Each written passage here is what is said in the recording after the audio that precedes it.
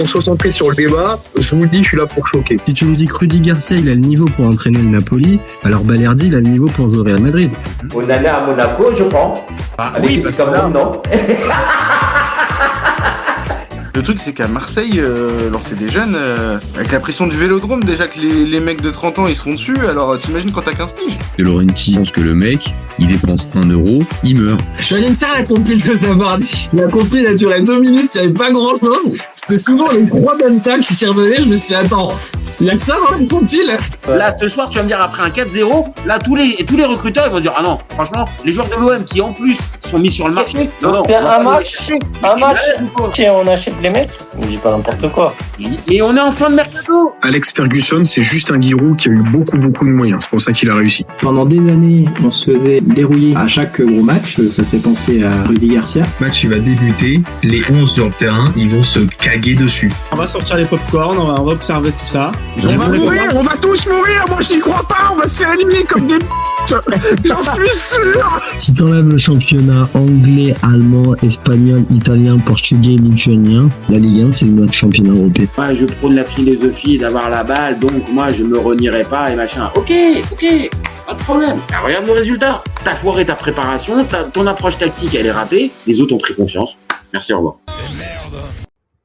Salut à tous. Super content de vous retrouver pour un nouveau Mercato Live du FC Copain. Alors, comme son nom l'indique, les gars, là, on va parler un peu Mercato. On arrive dans la dernière ligne droite. On commence à avoir 2-3 trucs qui commencent à se faire. Donc là, plutôt que de faire on va dire la méthode qu'on avait lancée avec 3 sujets, là, il y a tellement de sujets que les copains, voilà, on en a pris 6. On va essayer de vite les passer en revue. Il y a une petite rivière maintenant, extraordinaire. Maintenant, vous avez une petite rivière avec des infos. On peut réagir dessus. On est de mieux en mieux au FC Copain. Et ouais, les copains. Donc là, on est parti sur un Mercato Live. Donc, allez-y les copains. On commente, vous commentez, vous likez, vous partagez. On fait le débat ensemble. C'est toujours plus sympa si on le fait ensemble. Donc, allez-y. Et puis, si vous êtes nouveau, si vous découvrez, allez-y.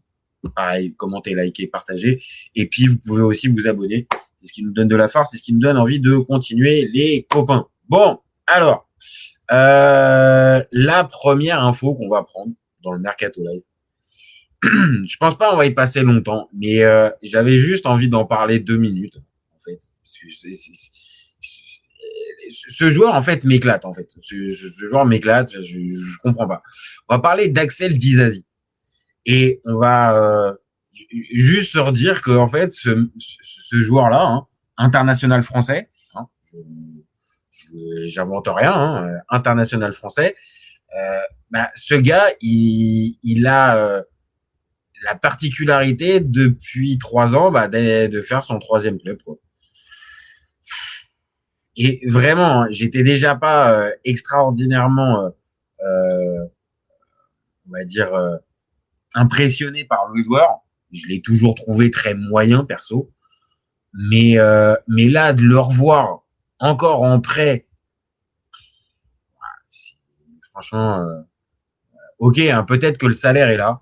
Peut-être que Axel Disasi, depuis qu'il a commencé sa carrière, il est en train de me dire, écoute, moi je suis bien à ma place, je fais mes petits matchs de première ligue et je gagne mon salaire, pas de problème, mon copain. Mais alors, l'intérêt sportif, je comprends pas, parce qu'en plus l'année dernière, il était à Aston Villa, donc on pourrait se dire, ouais, c'est plutôt positif.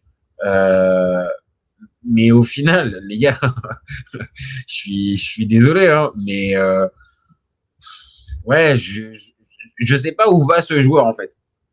Je sais pas où il va. Je sais pas si on doit avoir un gars qui comment dire, doit être en capacité de pouvoir viser plus. Moi, j'ai tendance à dire que non. Et les faits me montrent que non. Mais je trouve, c'est dommage, parce que encore une fois, je répète, c'est un international français. Franchement, le gars s'est perdu complètement. Alors après, est-ce que le gars était en surchauffe? Peut-être, hein, sûrement même. Il était sûrement en surchauffe, notre ami comment Axel Dizazi, mais bon, on va pas faire 10 minutes dessus, hein. C'est pas l'info, c'est pas l'info majeure. En plus, ça faisait quelques jours qu'on s'en doutait, mais vraiment, enfin voilà, Axel Dizazi prêté à Crystal Palace, 3e prêt en 3 ans. Ouais, je sais pas où tu vas, mon copain, mais je vois vraiment pas la progression sportive. Bon, après, il y a une autre info là pour le coup, je pense qu'on peut plus s'intéresser et s'attarder dessus, c'est l'info le LOSC sur Martin Terrier. Et je pose la question de savoir si c'est une vraie bonne idée ou un flop annoncé de prendre Martin Terrier quand on est le LOSC. On aime bien Martin Terrier. On aime bien Martin Terrier. C'est un beau joueur de foot, plutôt intelligent, fan de ballon, fan de FIFA, fan de jeux vidéo. Ça reste un bon joueur. Maintenant, pour être clair, Martin Terrier, il y a eu un avant et après la blessure.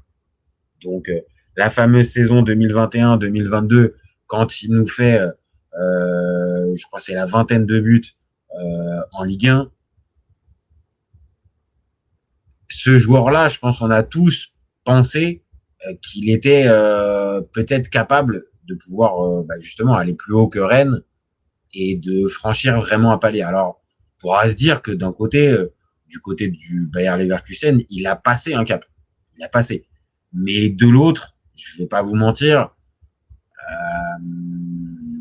on n'a jamais retrouvé le Martin Terrier qui était bon, je reprends les stats, qui avait marqué, voilà, en 2021-2022, il fait 37 matchs de Ligue 1, 21 buts. Donc on parle vraiment d'un gars qui tutoyait pas loin de l'équipe de France, un peu à la Esteban Le Paul, hein. Un peu à la Esteban Le Paul. Et derrière, bah oui, il y a cette blessure. Même s'il revient et qu'il marque et qu'il va marquer quand même des buts après avec Rennes, il va revenir quand même. Mais derrière, on va se dire les choses, hein. Il a fait sur 2 saisons 44 matchs avec le Bayer Leverkusen et il a marqué que 7 buts. Donc, on va être clair, hein, on savait direct que Martin Terrier, il n'était pas sur des gros standards, sinon on en parlerait peut-être pour d'autres clubs. Il n'a pas passé le gap véritablement, a pas été ridicule parce qu'il n'a pas fait non plus 3 matchs et il est reparti. Mais la réalité, c'est qu'il a jamais pu prendre vraiment l'épaisseur nécessaire qui lui était pour lequel on attendait, dont on attendait de lui. Je sais pas si ça se dit, mais bon, vous m'avez compris. Et voilà, le joueur en question, moi je vous le dis, moi j'aime bien Martin Terrier. Ça reste un très bon joueur, un très beau joueur de football et un très bon attaquant. Mais ouais, on va être très très clair, les copains. Notre ami Martin Terrier, il sort d'une saison et de 2 saisons même où ça va pas. Alors est-ce que la possibilité de retrouver la Ligue 1, ça pourrait être pour lui le meilleur plan? Peut-être. Parce que de toute façon, on va être clair, Lille a absolument besoin de devant, parce qu'il n'y a que Giroud. Sinon, tu as Mathias Fernandes-Pardo, et Mathias Fernandes-Pardo, on va en reparler dans les prochaines heures, mais c'est encore un dossier qui agite complètement, le joueur est écarté, donc factuellement, là, tu peux plus compter sur lui. Donc, en plus, il veut plus jouer pour éviter une blessure, éviter de rater un transfert, pardon. Donc, compliqué de pouvoir, on va dire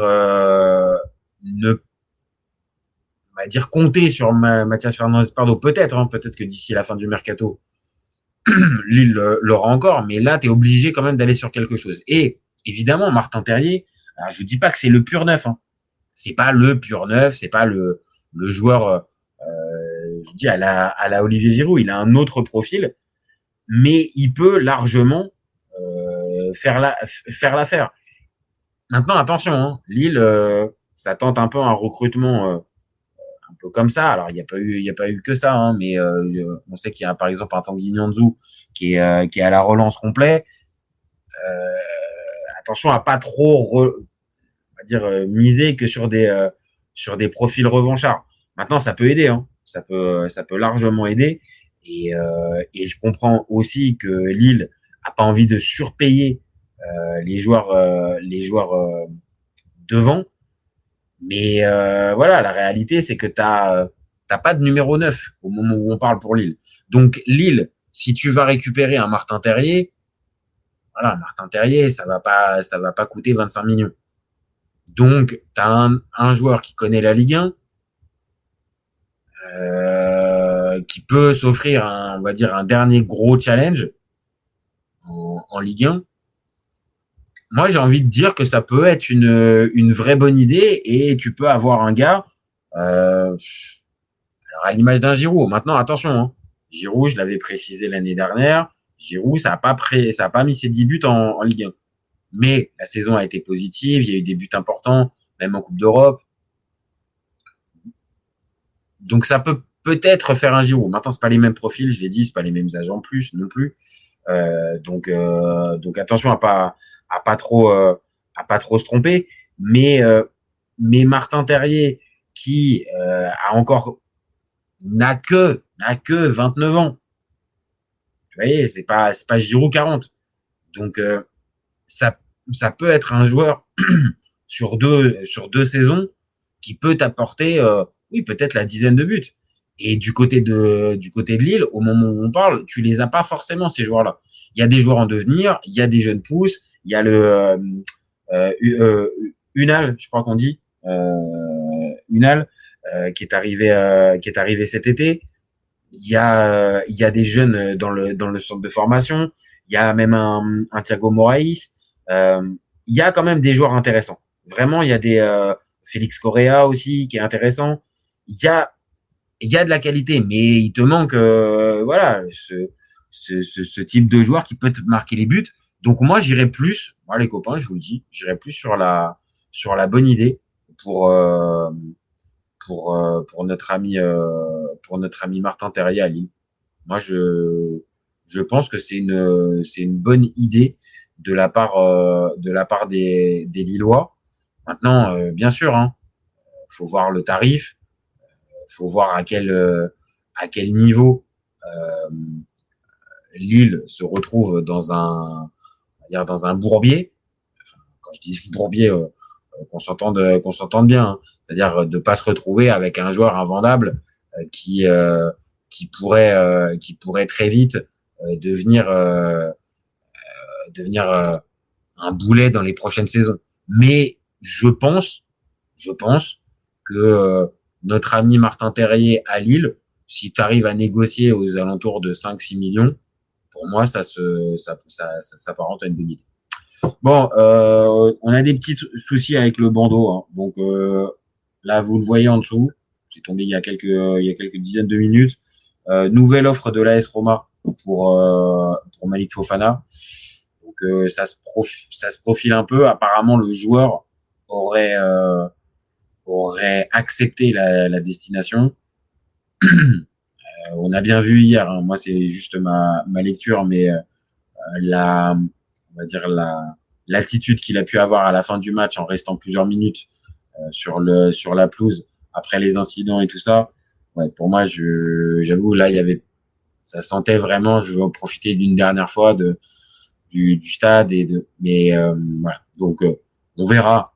Parce que le mercato est incroyable, donc attention à voir si c'est véritablement le cas et c'est vraiment confirmé. Mais là, on se dirige quand même un peu plus, les copains, je vous le dis, vers un transfert de Malik Fofana vers l'AS Roma. Voilà. Et pour être un peu plus complet sur le dossier lyonnais, on parle de 50 millions. Donc il faut faire rentrer 50 millions là dans cette fenêtre de mercato. Tu feras pas les 50 millions avec Malik Fofana, hein. Donc c'est là aussi que va être la complexité. On le sait, Lyon est dans une position de faiblesse là dans cette histoire. Donc combien tu peux en tirer de Malik Fofana? Peut-être 30, peut-être 35. mais tu vas pas pouvoir aller jusqu'à 50 parce que l'AS Roma est au courant que Lyon doit absolument vendre. Donc ils vont pas aller au max. Donc à voir ce que ça va donner, mais en tout cas voilà, c'est l'info qui est tombée. Il y a une nouvelle offre de la Roma pour Malik Fofana. Bon, on enchaîne avec un autre sujet, les copains. L'autre sujet, c'est Oli Watkins à Al Hilal pour 60 millions. On précise plus pour 60 millions parce que c'est même plus limite un débat en fait. C'est limite même plus un débat parce que on sait que les Saoudiens en termes d'argent, bon bah, voilà, ils sont nos limites. Donc je pose la question, est-ce que c'est une vraie perte pour la Première Ligue? Parce qu'on parle d'un attaquant référencé qui a mis des wagons de buts ces dernières saisons en Première Ligue, ou est-ce que c'est typiquement le joueur surcoté par excellence, avec des performances certes intéressantes individuellement, mais un joueur qui a 30 ans maintenant, qui a toujours marqué des buts dans sa carrière, mais qui a eu un vrai up, on va dire, depuis quelques saisons. Puis, allez, on va dire 2022-2023, où il marque 16 buts. Après, il renchaîne avec une autre saison, il met 19 buts en Première Ligue.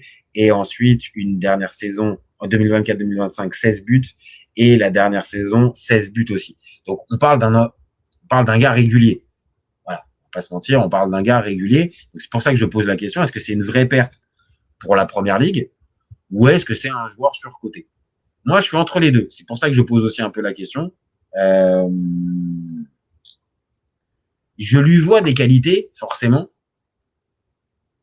Mais j'avoue que le voir dans un des top clubs anglais, pas manquer de respect à Aston Villa, mais c'est pas le top du top, même si ça fait la Ligue des Champions cette saison et que ça a gagné l'Europa League l'année dernière. Je le voyais pas, en fait, enfin, c'est pas que je le voyais pas, mais ça s'est jamais fait. Et j'ai toujours eu l'incertitude, est-ce que ça pourrait jouer à Manchester United, à Liverpool, à City, à Chelsea, à Arsenal? Bah ouais, ça s'est jamais fait. Donc si ça s'est jamais fait, sachant qu'on parle d'un joueur de 30 ans qui performe depuis plusieurs saisons à Aston Villa, est-ce que les recruteurs aussi se sont pas dit, oui, voilà, c'est un gars qui performe dans un certain cadre, mais qui ne passera jamais le cap, et que évidemment, l'Arabie Saoudite, dans ce genre de débat, les copains, oui, on sait très bien comment ça se passe. C'est très bien, ça aligne le chèque, ça marque des buts en Première Ligue, ah c'est bon, c'est performant, allez-y, on y va, c'est parti, 60 bars. Donc moi, je suis entre les deux, parce que j'ai pas envie de dire non plus que c'est un joueur surcoté, parce que sinon tu marques pas autant de buts par saison en Première Ligue, pardon. Et on parle aussi d'un international anglais qui a disputé l'Euro, qui était là pour la dernière Coupe du Monde. On parle d'un gars quand même compétitif et sérieux, référencé, mais j'avoue, je pourrais pas vous dire que c'est une vraie perte pour la Première Ligue. La Première Ligue perd un buteur. Voilà. Il perd un buteur, et un buteur important, qui a marqué beaucoup ces dernières saisons. Mais est-ce que c'est une vraie perte pour la Première Ligue? Est-ce que la Première Ligue devient un peu moins attractive parce que Oli Watkins part? Bah non, les copains, non, on va pas se mentir, non. Ou alors sinon, on est vraiment fan de Villa, et voilà. Mais c'est un peu entre les deux. J'ai pas envie de dire vraiment joueur surcoté, parce que faut pas déconner non plus. Je vous dis, un gars qui marque aussi régulièrement en Première Ligue, ça peut pas être un joueur surcoté. C'est pas le gars d'une saison ou deux. On parle de 5 saisons consécutives à plus de 10 buts en Première Ligue, et une saison même à 21. Donc, ok, on est quand même sur un bon joueur, mais vraie perte pour la Première Ligue, non. Et maintenant, est-ce que derrière, c'est, on va dire, la dernière question à se poser dans ce type de débat, est-ce que derrière, on le revoit plus pendant, on va dire, on le revoit, mais que dans 2 ans et avec 40% de ses capacités actuelles, j'ai un peu peur que oui, parce qu'on parle d'un gars à un âge, c'est quand même tendu les copains. C'est quand même tendu parce que mine de rien, Oli Watkins, je vous dis, c'est 30 ans. En Arabie Saoudite, on sait très bien que tu prends pas en niveau, tu prends pas. Ça, en tout cas, moi j'ai pas d'exemple. Peut-être que vous en avez les copains, mais moi j'ai pas d'exemple véritablement où on peut se dire oui, le joueur est parti en Arabie Saoudite, il est revenu et au final il s'est bonifié. Non, donc il va pas se bonifier, il va se perdre un petit peu. Par contre, il va s'en mettre plein les fouilles. Et ça, mon copain, à la limite, j'ai envie de te dire, profites-en bien. Mais par contre, de l'autre, oui, voilà, on va pas te retrouver. Ou alors, sinon, on va te retrouver dans un club moyen. J'en sais rien, moi, un Sunderland dans 3 ans. Et tu marqueras peut-être péniblement tes 6-7 buts et on se rappellera de toi parce que tu as été une gâchette pendant un temps. C'est dommage. Moi, je dis juste, dans ce débat, vraie perte vraie perte pour la première ligue, non. Joueur surcoté, non. Mais par contre, c'est un peu dommage qu'on l'ait jamais vu dans un plus gros club, parce qu'il aurait pu mériter, je vous dis, l'exposition d'un Big Four. Ouais, c'est dommage. C'est dommage qu'on l'ait pas eu à ce niveau-là. Maintenant, bon, désolé mon copain, hein, c'est la loi du foot. Donc Oli Watkins, entre les deux, entre vraie perte et joueur surcoté. Alors, on a une autre info. Qui est tombée aujourd'hui. L'info, c'est Mohamed Ali Chaud. Mohamed Ali Chaud. Ah ouais, on va en parler 2 minutes quand même. Mohamed Ali Chaud qui va signer à Hull City en première ligue, pas en championship, pardon, en première ligue. Je sais pas quoi penser. Hein. Juste, je vous donne une info. Il part pour 15 millions. Il était arrivé pour 10 millions et Nice a fait une plus-value. Donc, Nice l'a acheté 10 millions à la Real Sociedad, qui l'avait elle-même acheté à Angers pour 13 millions. Et là, le joueur a pris de la valeur. Moi, franchement, expliquez-moi comment un Mohamed Ali Chaud, il a pu prendre de la valeur. Comment il a pu prendre 5 millions dans les 3 saisons où depuis qu'il est à Nice. Il y a eu des choses intéressantes, il y a eu 2-3 moments intéressants, il y a quelques buts, il y a quelques passes décisives, mais franchement, tu récupères 15 millions quand t'es Nice, elle est belle, hein. Elle est belle. Hein. Vraiment, parce que vraiment, on parle d'un joueur, j'ai du mal à me hyper sur ce joueur. Mais bon, voilà. Donc, à préciser, 15 millions d'euros pour les poches de l'OGC Nice dans l'affaire Mohamed Ali Chaud. Bien joué les gars. Bien joué les copains. Franchement, bien joué. Bon, on va passer sur un autre débat encore Première Ligue. Et c'est encore un joueur qui est transféré à 60 millions. Et là, je vous le dis, les copains, j'ai vraiment pareil. Je pose la question. C'est Nico Gonzalez qui part à Newcastle pour 60 millions. 60 millions, Nico Gonzalez. Ouais, je vous mens pas, hein, les copains. Hein. Nico Gonzalez, pour moi, c'est encore un joueur, allez, moyen allez, qui doit jouer à Newcastle. Qui puisse jouer à Newcastle, ok, je peux l'entendre. Par contre, le CV qu'il peut avoir et les montants de transfert qu'il peut y avoir autour de ce joueur, on va en parler 2 minutes. Mais les copains, moi, j'avoue, je n'arrive pas à comprendre une demi-seconde cette hype et cet emballement qu'on peut avoir autour de Nico Gonzalez. Alors là, vraiment, je vous le dis, donc pour ça, je pose la question, est-ce qu'on comprend la hype autour de ce joueur? Moi, je la vois pas. Moi, vraiment, je vous le dis très honnêtement, Nico Gonzalez, c'est un bon joueur, passé par le Barça, passé par le FC Porto. Là, il était à Manchester City. Je vous dis pas, mais pour moi, il est trop neutre, en fait. En fait, je Je vois des qualités, bien sûr. Et là, on parle d'un joueur encore qui est transféré à 60 millions. Alors, je sais qu'il y a le miroir grossissant de la première ligue avec, bien sûr, oh là là, on a de la thune, à plus savoir qu'en faire. Donc, ok, j'ai entendu. Maintenant, voir que le gars, il a été transféré 60 millions de Porto à City, déjà, vraiment, hein, déjà, je comprends pas. Et là, City arrive à le revendre à 56 plus bonus. Donc, c'est pour ça que on parle de 60 millions. Moi, je vous dis, je ne comprends pas la hype autour de ce joueur. Je ne comprends pas la hype autour de ce joueur. Vraiment. Je reste hyper dubitatif. Je ne lui enlève pas les qualités, hein. Je lui enlève pas les qualités, mais on parle d'un joueur de 24 ans. Moi, je sais pas, la saison phare de Nico Gonzalez, je sais pas. Et la valeur marchande continue de bouger, enfin, continue d'évoluer, hein. C'est-à-dire que, ok, il y a surcote, on parle d'une quarantaine de millions d'euros pour lui, mais on est, enfin, voilà, peut-être après que c'est moi, hein. Peut-être que c'est moi, mais moi, vraiment, je ne trouve aucun truc remarquable à Nico Gonzalez pour pouvoir valoir 60 millions.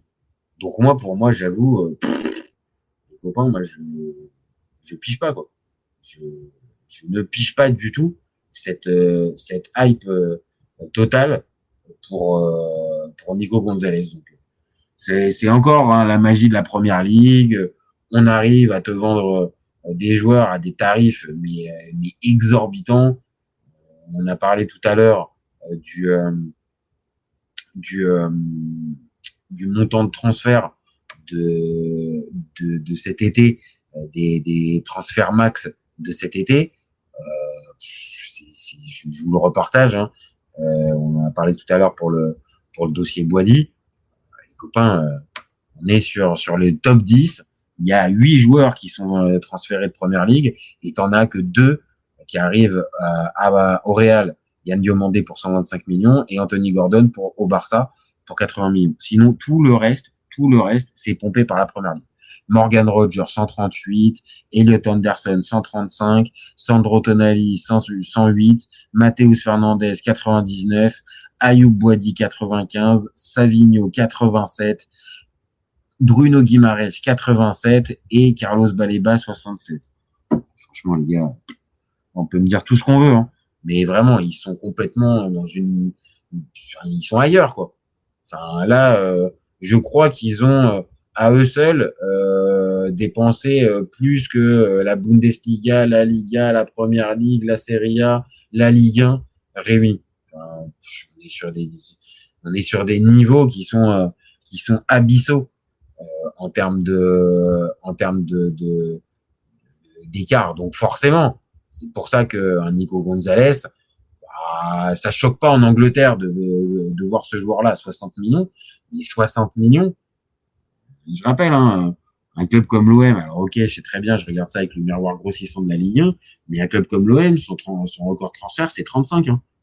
Eux, ils te sortent tranquillou un 60 bars sur Nico Gonzalez, et tu sais même pas, quoi. Alors, pareil, hein, je dis pas du tout que le joueur est mauvais, mais d'un joueur, il n'y a pas de référence véritable. Hein. Donc, bon, ok, hein. Ok, hein, on prend, hein, on écoute, hein, mais j'avoue, j'ai vraiment du mal à comprendre la hype autour de ce joueur. Et mettez en commentaire, hein, si vous comprenez cette hype. Moi, perso, je la piche pas. On va passer par une autre petite info qui est tombée aujourd'hui. Pareil, ça faisait quelques jours que c'était dans l'air, les copains. Léon Goretzka, ça y est, c'est signé du côté d'Aston Villa. Il était libre après sa fin de contrat du côté du Bayern. Je suis partagé parce que les copains, on va pas se mentir, hein, Léon Goretzka, c'est un super joueur. C'est un super joueur qui a été, je pense, pendant la période 2020, 2020-2021, énormissime avec le Bayern quand ça remporte la Ligue des Champions contre le PSG. Vraiment très très fort. Mais on a perdu ce joueur. On l'a perdu. Bon, tant mieux qu'il retrouve un club plutôt ambitieux. Parce qu'Aston Villa est ambitieux. Ils ont remporté l'Europa League, on l'a dit tout à l'heure. Ils sont qualifiés pour la Ligue des Champions cette année. Donc on parle d'un club compétitif. Maintenant, moi j'ai juste un doute, c'est sur Leon Goretzka avec le rythme de la Première Ligue. J'ai peur. Si on parlait du Goretzka Prime, pas de problème. Hein. Je vous dirais ok, super pioche pour Aston Villa. Là, on parle pas du même. Donc c'est pour moi la seule incertitude et inquiétude. Mais sur le papier, Aston Villa fait une super recrue et ils sont pas loin non plus de peut-être finaliser Rafa Leao. Ça c'est pas encore il est entre les deux, entre Galatasaray et Aston Villa, mais Aston Villa pourrait aussi faire le coup Rafa Leao en plus de Goretzka. Par contre Goretzka, ça y est, c'est officiel, il a posé avec le maillot du club. Donc voilà, petite info qui est tombée aujourd'hui. On continue avec un autre débat, les copains, c'est Seko Fofana de retour à Porto. Alors, on avait déjà fait la question carrière à l'envers pour Bamba Dieng. Bon, je me suis dit que ça faisait un petit peu répétitif de voir ça une deuxième fois encore un carrière à l'envers. Donc là, je dis juste, on est d'accord que là, c'est Fofana qui termine au FC Porto, de nouveau prêté, ça acte définitivement le flop du Stade Rennais. Parce que là, le Stade Rennais, on est d'accord, ils ont été payés un montant complètement dingue pour Seko Fofana qui était, je crois, de mémoire à Al Hilal, je crois. Hors de forme, véritablement. Donc les 6 premiers mois, ça marche pas. Rennes termine en plus avec Habib Beye. Ça repart avec Habib Beye. Ça marche pas du tout. Seko Fofana, il n'arrive pas du tout, alors que il y avait le retour avec Arnaud Pouille, comment il s'appelle, Brice Samba, enfin des joueurs qui l'avaient connu à Lens. Ça n'a pas marché du tout. Prêté donc l'hiver dernier à Porto. Et là, on se dit bon, allez, peut-être qu'avec Franck Hez, qui l'a connu du côté de Lens, bah, on va pouvoir avoir enfin quelque chose. Et ben non, ça repart à Porto. Alors peut-être que lui, il y gagne, hein. Peut-être qu'il y gagne au change. Hein. Ça, je ne le dis pas. Hein. Peut-être que Rennes et la Ligue 1, ça lui convenait pas. Il était mieux à Porto, il se sentait mieux, plus de soleil, la vie est peut-être plus belle à Porto qu'à Rennes, encore que. Hein. Rennes, faut pas non plus se gourer. Hein. Ça reste une ville plutôt sympa qui bouge. Mais peut-être que le climat, voilà, peut-être c'est le climat, j'en sais rien. Ou est-ce que c'est vraiment Farioli, le fait de retrouver Farioli, avec qui il a collaboré, enfin, j'en sais rien. Maintenant, juste, hein, je critique pas le choix de Seko d'aller au FC Porto. Le FC Porto est un club compétitif qui joue toujours la Coupe d'Europe, qui va jouer la Ligue des Champions cette année. Donc, rien à dire. Mais pour Rennes, les gars, vous vous êtes fait bananer dans cette histoire Fofana. Et j'espère que dans cette histoire, j'ai pas l'info, mais j'espère au moins que dans cette histoire, Rennes se tape pas le salaire à payer, hein. Parce qu'alors là, si en plus tu te tapes le salaire à payer, alors là le flop, il est complet, total, acté, et on parle même de cata industriel, hein. Parce qu'en plus, voilà, acheter 25, t'as aucun espoir de revente sur Seko Fofana. À moins qu'on retrouve le Seko de Lens, mais bon, pas se mentir, le Seko de Lens, c'est fini. C'est fini, il est derrière. Et tout ce qu'on a pu voir, même cet été, pendant la Coupe du Monde, quand il est rentré, enfin, voilà, c'est compliqué. Vraiment, Seko. Après, pour lui, je comprends la logique d'aller au FC Porto, hein. Ça, pas de problème, hein. Je comprends totalement. C'est validé, bien, va là-bas. Encore une fois, le club est compétitif, va jouer la Ligue des Champions. Pas de souci. Mais de l'autre, Stade Rennais, là, les gars, franchement, la prochaine fois, quand vous actez un transfert important, les gars, mais concertez-vous, quoi. Ou je sais pas, mais parce que là, vraiment, vous avez foncé tête baissée. Et au final, là, on se retrouve un an et demi après, avec un gros point d'interrogation. Gros point d'interrogation. Pour moi, oui, là, je vous le dis, on acte définitivement le flop du Stade Rennais et le raté du Stade Rennais. Et bon, on sait, ils ont un grand propriétaire, mais un propriétaire solide qui peut se permettre d'être passé à côté sur un dossier comme ça. Mais bon, encore une fois, t'as un gars qui est arrivé pour 25 millions et qui va repartir, je sais pas comment. Bon, ouais, il aura limite passé plus de temps en prêt à Porto qu'au Stade Rennais depuis son arrivée. C'est complètement bon. Bon, on continue avec une autre info qui est tombée aujourd'hui. Alors, vous ne le connaissez peut-être pas. Il s'appelle Honest Anaor, joueur de l'Atalanta Bergame. Très, très intéressant. Joueur très, très intéressant. Et ben, ça signe à Chelsea. Un peu compliqué à sortir, ça. Ça signe à Chelsea pour 48 millions d'euros. Donc là aussi, hein, dans le côté surcote. Alors, Anaor, hein, c'est un bon joueur. Hein. C'est un très, très bon prospect qui a maintenant, je reprends sa fiche. Anaor, il a...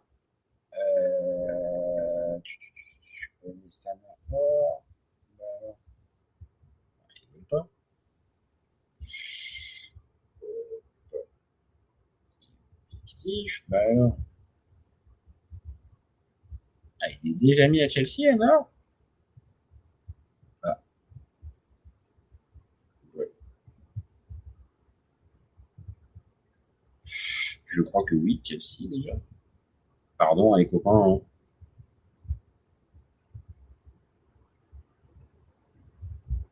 Il est où? J'arrive pas à retrouver la... Bah mince alors.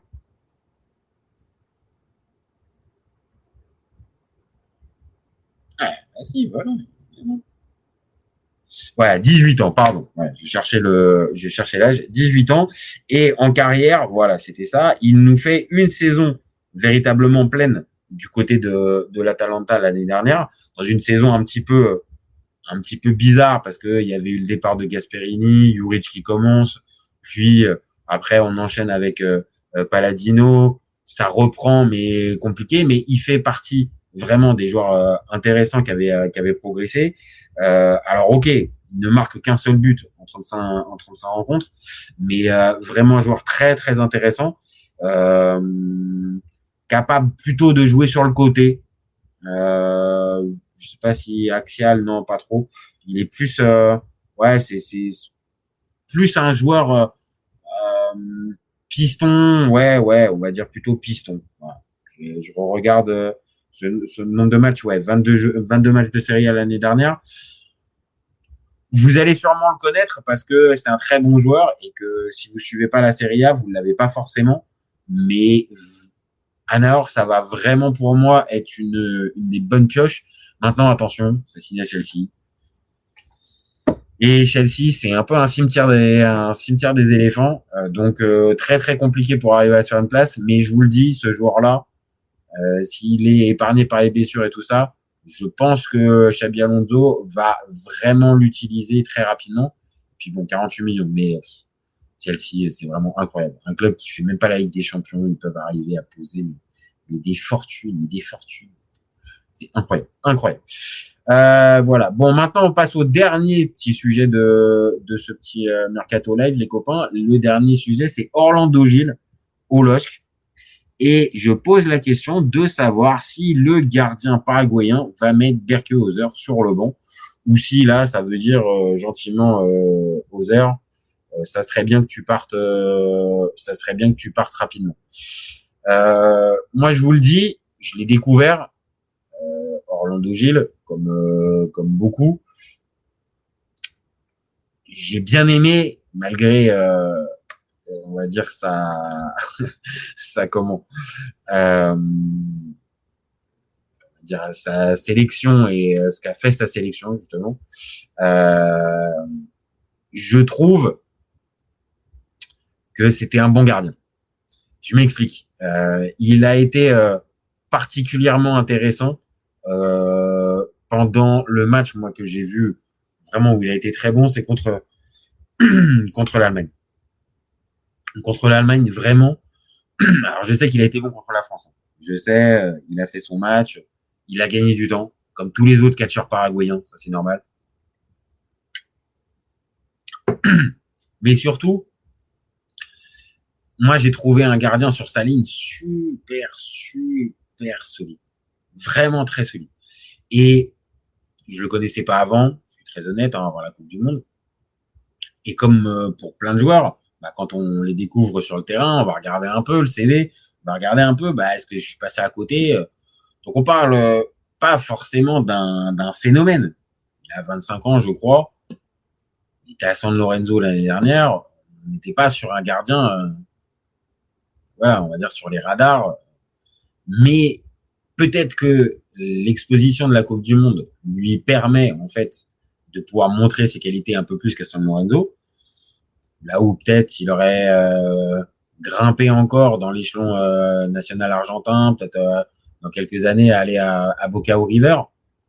Mais là, il a une vraie opportunité, Orlando Gil, c'est qu'il va dans une équipe qui va jouer la Ligue des Champions.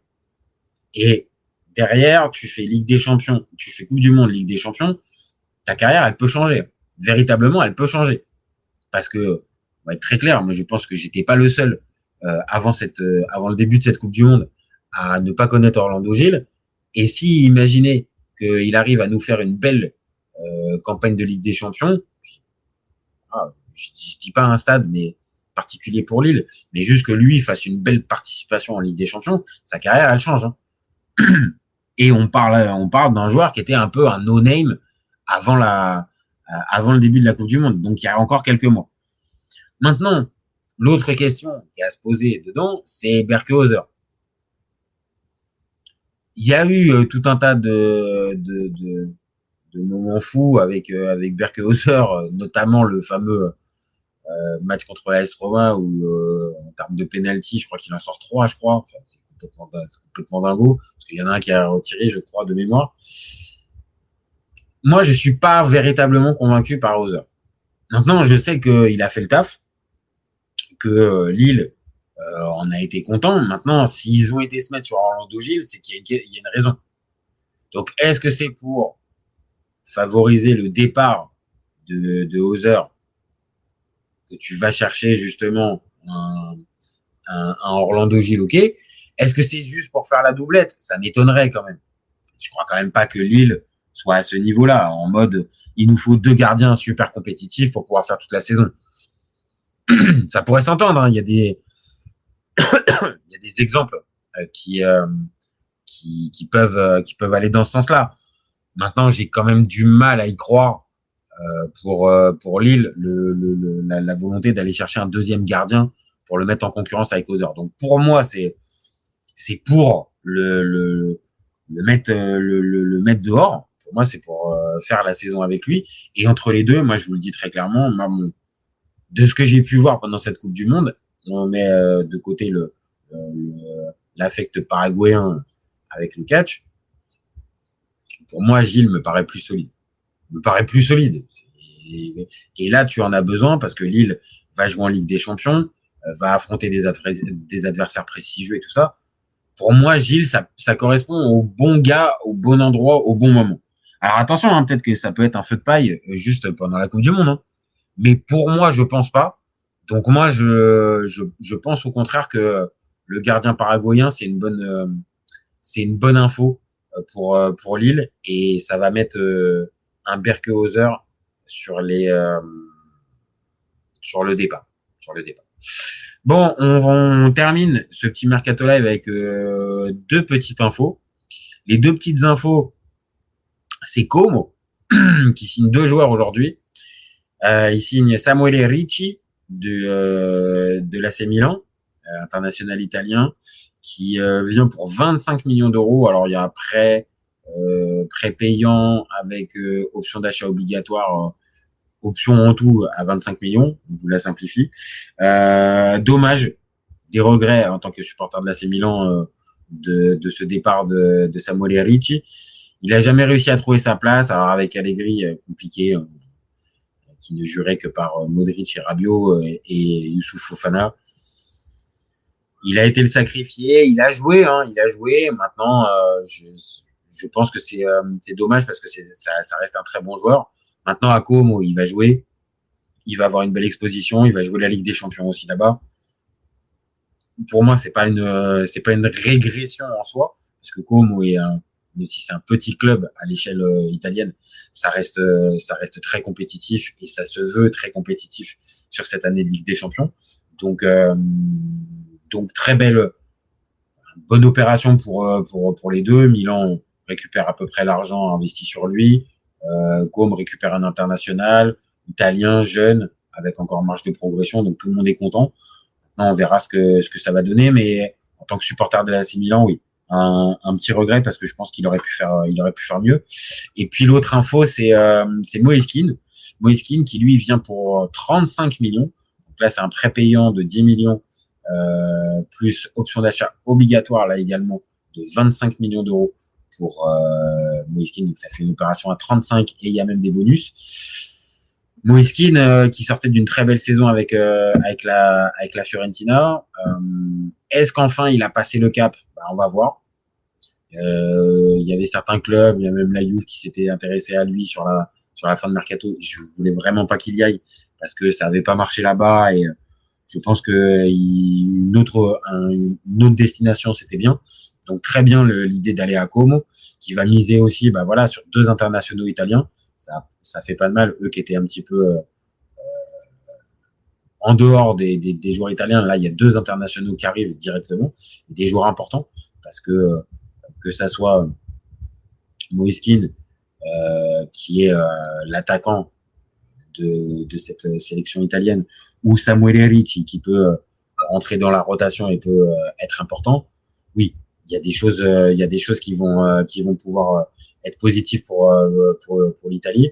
Maintenant, comme pour moi fait vraiment deux bons achats de joueurs qui connaissent la Serie A, qui peuvent les aider peut-être à franchir la phase de poule et d'arriver en barrage. Aller plus haut, ça me paraît compliqué, mais la phase de barrage, pourquoi pas. Et avec ces recrues-là, bien joué. Moi, je dis bien joué de la part de Como. Et puis, il y a une toute dernière info. Alors là, ça c'est tombé ça tout à l'heure. Alors, c'est pas réellement, encore une fois, super sûr, mais il y a une idée d'un échange entre Everton et Manchester City au sujet de Jack Grealish et Iliman Ndiaye. Donc, alors, je sais pas à quel niveau, à quel montant, à quel tout ça. Ça reste encore pour l'instant qu'une idée, mais on sait que Manchester City veut absolument se débarrasser de Jack Grealish avec son salaire XXL. Ça avait plutôt bien marché à Everton. Je pense qu'il y a peut-être volonté de pouvoir récupérer quelque chose avec un joueur compétitif. Ça serait assez fou que Iliman Ndiaye, après une saison plus ou moins ratée du côté de l'OM, 3 ans après, signe à Manchester City. Ça serait complètement fou. Bon, à voir, ça reste encore qu'une info, mais bon, ça reste une option. Donc voilà les copains, je vais m'arrêter là. Voilà, on a fait vraiment là le tour complet là des infos mercato. On reviendra demain à la même heure pour refaire un petit point mercato. Donc merci à tous d'avoir suivi. N'hésitez pas, le live va être dispo en replay dans quelques minutes, donc n'hésitez pas à commenter, liker, partager. On a besoin de ça pour développer la chaîne. On répond aussi aux commentaires. Abonnez-vous si vous êtes nouveau. N'hésitez pas, ça va être dispo en replay sur la chaîne, mais aussi en podcast sur Deezer, Spotify, Apple Podcast, toutes les plateformes. Donc allez-y, vous pouvez y aller. Et puis si vous êtes déjà abonné, vous savez ce que je vais vous dire. Vous gardez en tête qu'OFC Copain, on est ouvert toute l'année, mais encore plus pendant l'été 2026. Ciao, ciao les copains. Ciao, ciao.